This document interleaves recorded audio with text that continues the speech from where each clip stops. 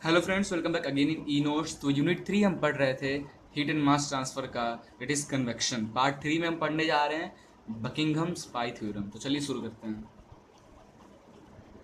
Okay, तो Buckingham pi theorem ये dimensional expression बनाने के लिए दूसरा मेथड है। इससे पहले मेथड जो हमने बताया था आपको लेक्चर में बता दिया, रेलाई मेथड से। तो रेलाई मेथड के बाद बकिंघम पाई थ्योरम इसलिए बना क्योंकि रेलाई मेथड में हम ज़्यादा से ज़्यादा मतलब 3 या 4 वेरिएबल तक का एक्सप्रेशन हम बना सकते थे। अगर हमारा वेरिएबल 3 दिया है तब तो बहुत सही है। 3 अगर दिया है तो आप जरूर से जरूर रेलाई मेथड यूज करके एक्सप्रेशन बनाना और बन ही जाएगा इजीली। बस जैसे 4 जाता है तो कभी कभी होता है रेलाई मेथड से 4 वेरिएबल्स हैं तो उसके power A B C D निकल आता है।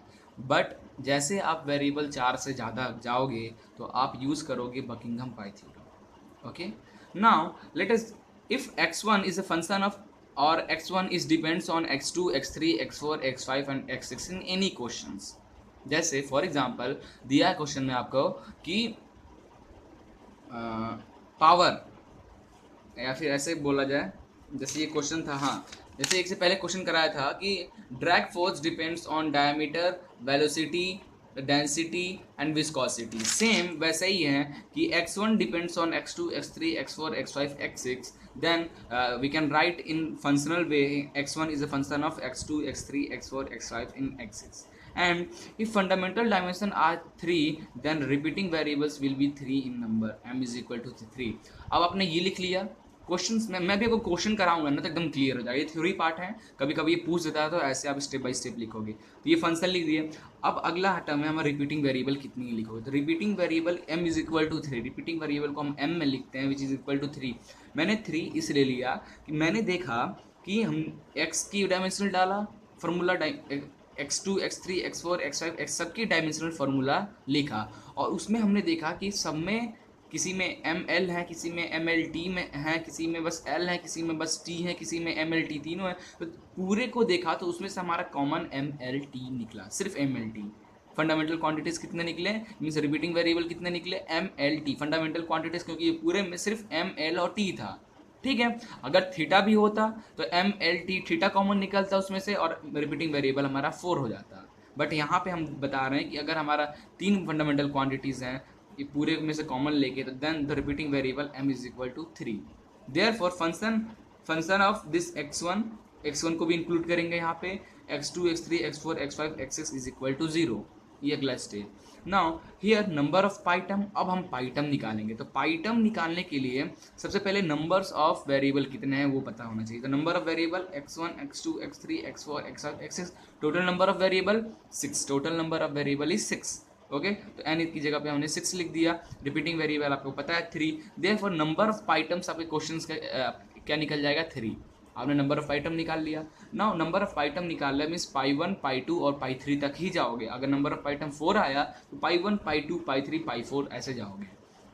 Now according to guideline if we select repeating variable, ना गाइडलाइन है अभी जस्ट हम डिस्कस करेंगे। तो पाई 1 जो है हमारा, ये टर्म आपने लिखा, ठीक है। तो अब इसमें आपका जो जो बोला था क्वेश्चन में कि power drag force depend on velocity, ये वो ऐसा वैसा, तो जो डिपेंड है उसको हम लास्ट में स्टार्टिंग पाई 1 के लास्ट में लिखेंगे। मीन्स हम x2 x3 x4 लिखे फिर लास्ट में x1 लिख दिए। ठीक है, तो x2 का पावर a1, x3 का पावर, क्योंकि पाई 1 निकाल रहे हैं, b1 c1 और x1। और पाई 2 के लिए सेम x2 x3 x4 तो सेम रहेगा, बस इस पाई 1 x1 और इसके अलावा जो बचा है फिफ्थ टर्म वो मल्टीप्लाई हो जाएगा और इसका power a2 b2 c2। Okay, now पाई 3 के लिए x2 x3 x4 तो सेम होगा, पावर a3 b3 c3 हो जाएगा और x1 शुरू में रहेगा, उसके बाद x5, उसके बाद बचा क्या रह गया इनके अलावा x6। तो x6 हमने नोट कर लिया। हमने जो पाई टर्म्स है उसका dimension quantity m0 l0 t0 theta 0 होता है। ठीक है, जो पाई टर्म्स हैं उसके जो डायमेंशंस है वो हमेशा m0 l0 मीन्स 0 टर्म में रहते हैं। Now here a1 b1 c1 a2 b2 c2 a3 b3 and c3, these variables are constant, a1 this all are constant which will be determined by dimensional homogeneity principle। इसको कैसे determine करोगे आप, with the help of dimensional homogeneity principle, means आप दोनों तरफ के power को compare करके करोगे। ठीक है, तो ये था हमारा बकिंघम पाई थ्योरम का मेन टॉपिक्स। अब आपका गाइडलाइन क्या है, प्रोसीजर क्या है, या फिर रिपीटिंग वेरिएबल को कैसे सेलेक्ट करते हैं, इसका प्रोसीजर क्या है। Now M is the repeating variable must contain jointly all the fundamental dimension involve in the phenomena. किसी क्वेश्चन में जितने फंडामेंटल क्वांटिटीज हैं पूरे को ज्वाइन करके जो कॉमन निकलेगा, जैसे प्रोबेबिलिटी में करते थे पूरे ज्वाइन करके कॉमन टर्म्स निकालते थे, वैसे ही क्वेश्चन में सबका डायमेंशनल फार्मूला लिखा और उसमें से मेन जो सब में कॉमन है या फिर कॉमन जो जो जो है उनको एक तरफ लिख लो, वो आपका रिपीटिंग वेरिएबल होगा। जैसे क्वेश्चन में अभी हमने दिखाया कि MLT था तो हमने रिपीटिंग वेरिएबल 3 ले लिया। अगर पूरे फंडामेंटल वेरिएबल्स में अगर थीटा भी आता तो हम 4 लेते हैं, ठीक है। अभी जस्ट न्यूमेरिकल करेंगे, आपको क्लियर हो जाएगा। Now, the repeating variable must not form the non-dimensional parameter among themselves. अब उसके बाद एक repeating variable आपको चूज करना पड़ता है। आपने repeating variable नंबर लिख दिया कि 3 हैं 4 हैं, बट कौन कौन सा है, जब वो चूज करोगे तो उसमें जो repeating variable must not form a non-dimensional, उसमें से ऐसा एक भी आपको नहीं चूज करना है। जैसे आपने m=3 लिया, अब 3 में क्या लोगे, वेलोसिटी लोगे, विस्कोसिटी लोगे, डायमीटर लोगे, लेंथ लोगे, या आपको चूज करना है। इसका एक प्रोसीजर है चूज करने का। तो सबसे पहला प्रोसीजर है कि वो कोई भी ऐसा रिपीटिंग वेरिएबल आप चूज नहीं करोगे जिसका कोई डायमेंशन नहीं होगा, ठीक है। दूसरा है as far as possible the dependent variable should not be selected as repeating variable. जो आप डिपेंडेंट वेरिएबल है जो कि आपका जो डिपेंड कर रहा है, मीन्स जैसे drag force depend on velocity this, तो आप ड्रैग फोर्स का आप नहीं चूज करोगे इन रिपीटिंग वेरिएबल में। जैसे हमारा ड्रैग फोर्स, ठीक है, drag force depends on function of diameter, velocity, mu, density. तो आप रिपीटिंग वेरिएबल में ये चारों में से कोई आप चूज कर सकते हो, बट ये नहीं चूज सकते हो मेन वाला, ठीक है। डिपेंडेंट वेरिएबल को चूज नहीं कर सकते हो, okay. Now no two repeating variable have same dimension. जैसे आपने रिपीटिंग वेरिएबल के लिए एक डी चूज कर लिया, को 3 ही चूज करना है, एक वेलोसिटी चूज कर लिया, एक डेंसिटी चूज कर लिया, तो आप देखोगे तीनों में क्या होना चाहिए, तीनों का डायमेंशन में से किसी का भी डायमेंशन सेम नहीं होना चाहिए, एक दूसरे से मैच नहीं होना चाहिए।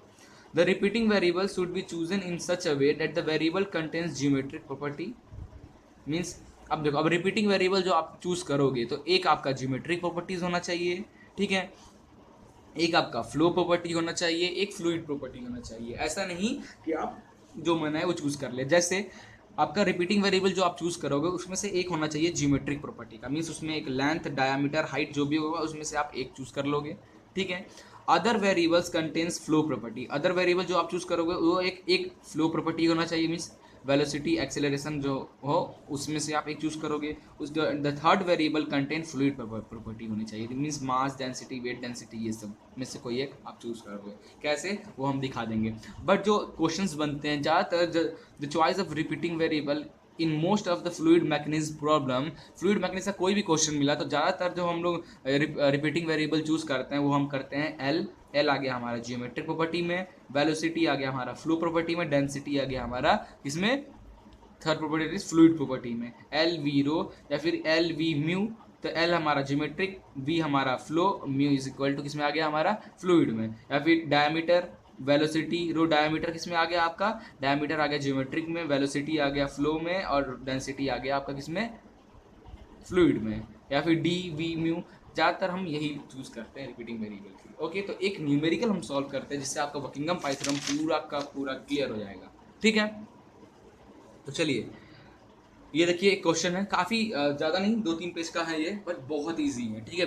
12-13 नंबर के क्वेश्चंस भी आते हैं, बहुत ईजी है। मैं आपको ये एक्सप्लेन करने वाला हूँ। आप जैसा मैं एक्सप्लेन कर रहा हूँ ना, सेम स्टेप आप बाकी क्वेश्चंस को करना, आप इजीली सॉल्व कर लोगे, ठीक है। फर्स्ट क्वेश्चन है, a resistance R experienced bye a partially submerged body depends upon velocity. Resistance depends on velocity v, length of a body length l, dynamic viscosity mu, density of fluid rho, and the acceleration g. Obtain a dimensional expression for using Buckingham Pi theorem. Buckingham Pi theorem से therefore resistance depends on this all values. Therefore resistance is the function of velocity v, length l, viscosity mu, density rho, and acceleration due to gravity g. Therefore mathematically we can write, अगला step होगा जो हमारा f dash function of f dash function is equal to, सबको अंदर कर लेंगे variables को, r v l mu rho g which is equal to 0. Here total number of variables कितने हैं वेरिएबल्स टोटल नंबर? 1 2 3 4 5 6, तो n is equal to 6। And अगला number of repeating variable कितना है इसमें? 3। क्यों 3? देखो आर का डायमेंशन फार्मूला हमने, अब सबसे पहले आप करोगे डायमेंशन फार्मूला सबका लिखोगे।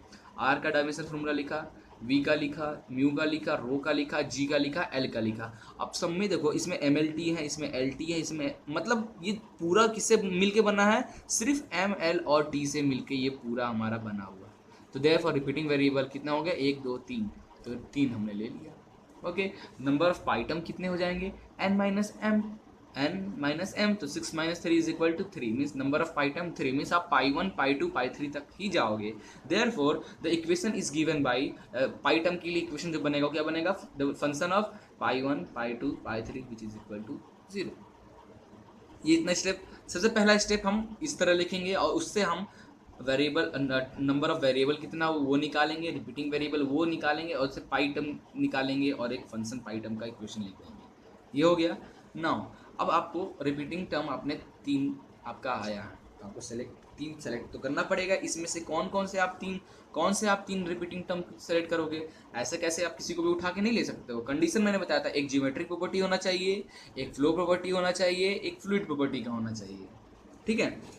Selection of repeating variable out of 6 variable, we have to select 3 variable, क्योंकि m is equal to 3 आया हमारा। r cannot be selected as a dependent variable, r को हम select नहीं कर सकते because ये dependent variable है, r depends on v l mu rho g पे, तो r को हम repeating variable में नहीं ले सकते, तो हमने नहीं लिया। कौन से प्रॉपर्टी? एक जियोमेट्रिक प्रॉपर्टी होना चाहिए, सेकंड जो आप चूज करोगे वो फ्लो प्रॉपर्टी होना चाहिए, थर्ड जो चूज करोगे आप फ्लूइड प्रॉपर्टी होनी चाहिए। Clear? Now let us take L V rho has a repeating variable. हमने क्या किया इसमें से? हमने एल वेलोसिटी और ये हमारा रो को हमने 3 वेरिएबल चूज के लिए। एल हमारा ज्योमेट्रिक प्रॉपर्टी, वेलोसिटी हमारा फ्लो प्रॉपर्टी, और density rho is fluid, density is in fluid property. 3 हमने वेरिएबल चूज कर लिया। नाउ अब हम चेक करेंगे। As we know that repeating variable must contain jointly all the fundamental dimension. अब repeating variable आपने जो चूज किया है वो जॉइंटली और फंडामेंटल डायमेंशन क्वांटिटीज कंप्लीट होना चाहिए, मीन्स एम एल टी इसके अंदर होना चाहिए। एल वी और जो रो जो आप लियो उसके अंदर आपका एम एल और टी होना चाहिए। ठीक है। अगर एक भी नहीं हुआ इसमें से कॉम्बाइन, जैसे इस पूरे कॉम्बाइन किससे बना? एम एल टी से बना, वैसे ही रिपीटिंग वेरिएबल जो आप चूज किए हो वो कॉम्बाइन एम एल टी का होना चाहिए। ठीक है। नाउ चेक करते हैं। अब देखिए L का डायमेंशन फार्मूला, एल वी का एल टी माइनस 1 और रो का हमारा एम एल माइनस 3। तो ये पूरा ये तीनों किससे मिलके बना है? ये तीनों एम एल टी से बना है। तो चेक किए, मीन्स चेक ओके मीन्स इस जो हमने चूज़ किया है रिपीटिंग वेरिएबल उसमें हमारा एम एल टी पूरे फंडामेंटल क्वान्टिटीज़ हैं। ठीक है, क्लियर? नाउ अगर यहाँ पे अगर थीटा आया था तब आपका fundamental quantity M L T theta हो जाता, बट आपका रिपीटिंग वेरिएबल वहाँ 3 है और यहाँ 4 है, ये चूज नहीं होगा। तो वहाँ रिपीटिंग वेरिएबल अगर आपका 4 आ रहा है मीन्स एम एल टी के अलावा क्या होगा? अगला टर्म थीटा होगा। तो रिपीटिंग वेरिएबल आप जो भी चूज करोगे उसमें वो किससे मिलकर बना होगा? एम एल टी थीटा से। ठीक है, बट यहाँ पे किससे बना है? एम एल टी से बना है। Check okay. Also we check have to check no dimensional group will be form by them. किसी का भी डायमेंशन सेम नहीं होना चाहिए, या फिर डायमेंशन जब करें तो खत्म, उसका डायमेंशन लेस नहीं होनी चाहिए। तो उसके लिए क्या किया हमने? एल को वी से डिवाइड कर दिया, वी को रो से डिवाइड कर दिया, रो को एल से डिवाइड कर दिया। तो एल को वी से डिवाइड करो तो एल एल कटा टी माइनस 1, यहाँ एक डायमेंशन बचा रह गया।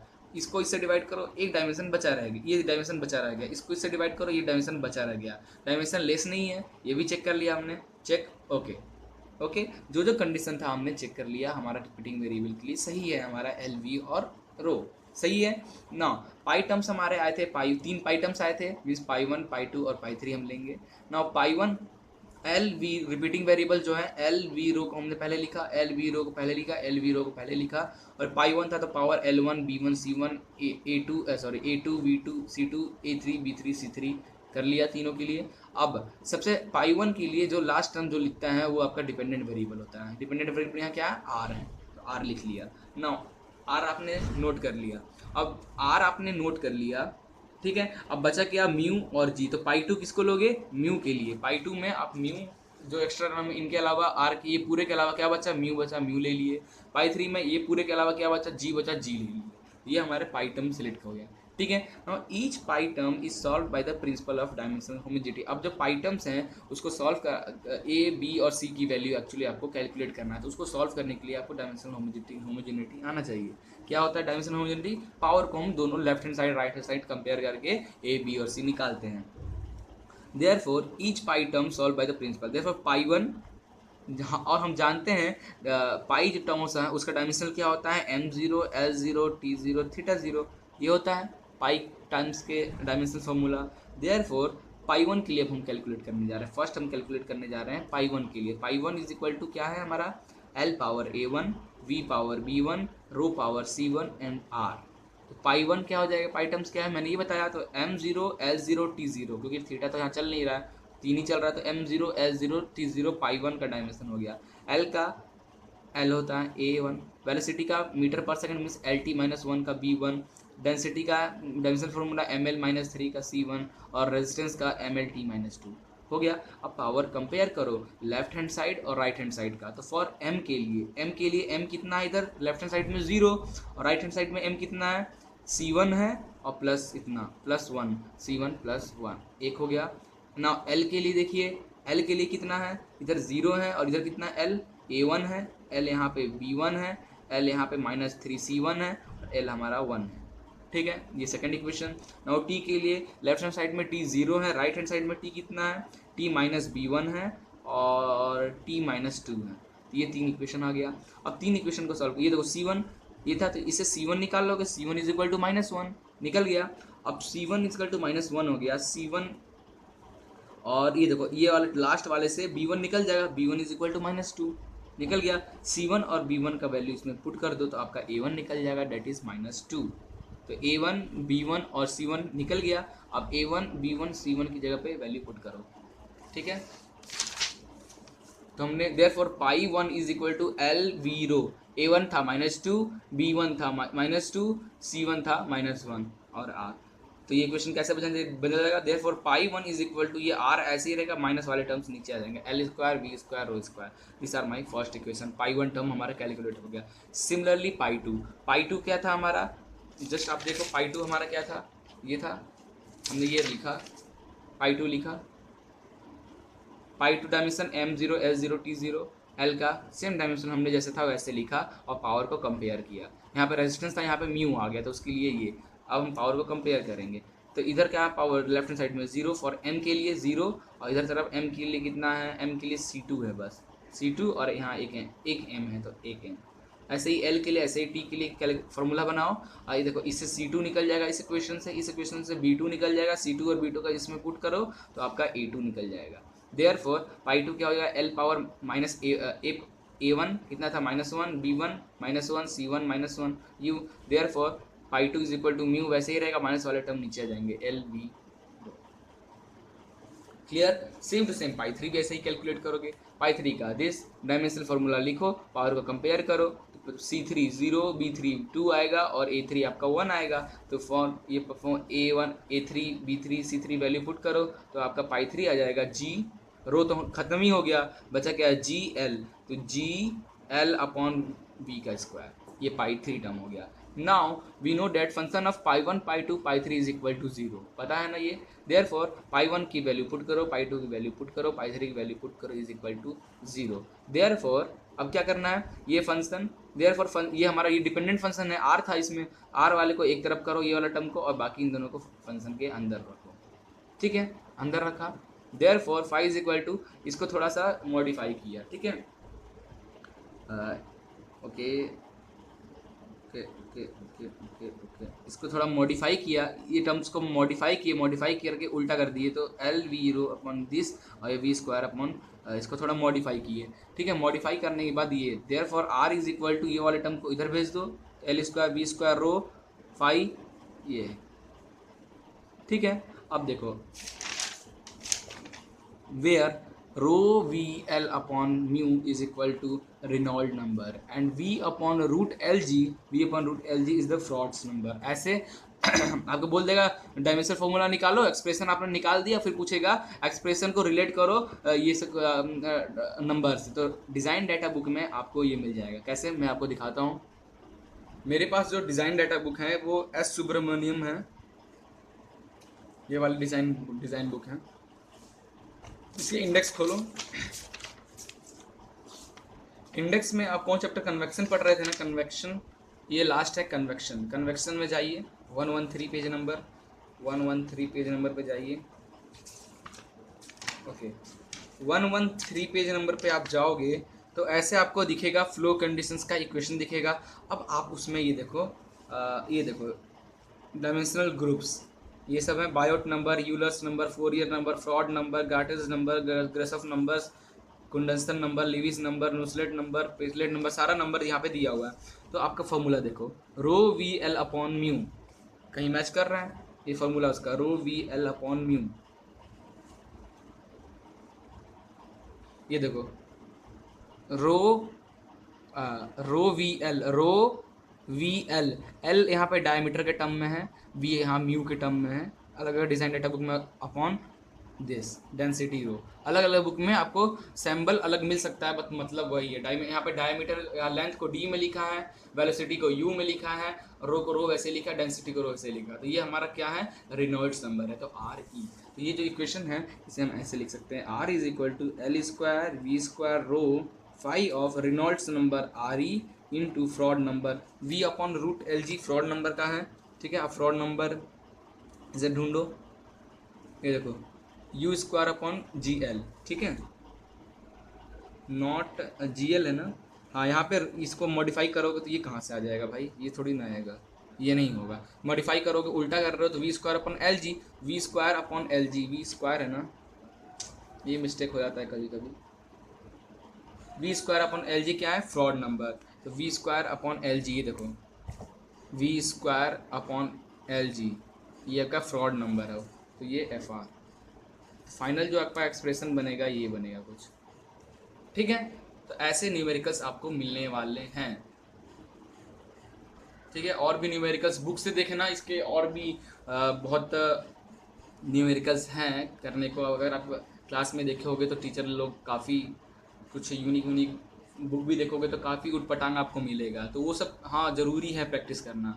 बट ऐसे ही आएगा, बकिंगम पाई थ्योरम से ऐसे एक्सप्रेशन बोलेगा और बोलेगा उसको ये डाटा बुक्स में जो डायमेंशनल ग्रुप्स हैं उनसे डिनोट करो। तो ऐसे जो फॉर्मूला बनाओगे वो फॉर्मूला क्या है, रो वी एल अपॉन म्यू को हम रेनॉल्ड्स नंबर आता है, ये आपको डिज़ाइन डाटा बुक से समझ में आएगा और उसको ऐसे लिखोगे आप, ठीक है। ज़्यादातर ऐसे ही क्वेश्चंस आते हैं। एक क्वेश्चन और अगले लेक्चर में मैं कराऊंगा फॉर फोर्स कन्वेक्शन पे, फोर्स कन्वेक्शन पे एक क्वेश्चन और देखेंगे हम और ये यूनिट खत्म करेंगे। ओके, तो thank you for watching this video, please like and share it and don't forget to subscribe it.